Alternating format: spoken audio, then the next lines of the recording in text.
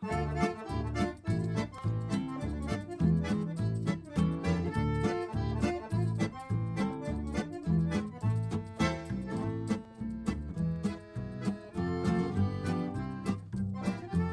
que tu peux nous dire ce que raconte ce chant et pourquoi il est à la fois tout à fait dans l'esprit aussi de la culture yiddish, c'est-à-dire qu'il parle de la précarité, de la vie, et en même temps des enfants, de profiter du bonheur, de la joie, etc. Tout ça en même temps.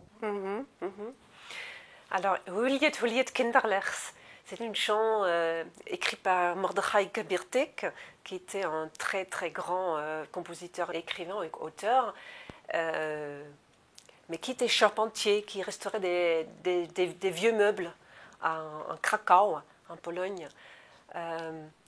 Et il a laissé une immense œuvre qui nous parle de la vie quotidienne pendant toute une époque. C'était quelqu'un qui était un personnage tout à fait simple, comme toutes ses chansons, qui nous montre une grande passion et une grande compassion pour l'humanité, pour les gens, pour leurs sentiments, pour ce qu'ils vivent. Donc dans ses chansons, on parle de l'enfance, de l'amour, mais plus tard dans ses œuvres, parce qu'on s'approche de la guerre et de l'antisémitisme qui est de plus en plus présente. Là, donc, il parle aussi de la peur, il parle de l'humiliation, il parle aussi de sa conquête, non, sa recherche, son recherche pour rester humain dans cet environnement qui était devenu insupportable, en effet. Et lui, il n'a pas survécu la guerre, ni les autres membres de sa famille. Mais Huliet, c'est une chanson qui parle donc de la jeunesse et qui dit jouez enfants, petits-enfants, jouez maintenant que vous êtes jeunes.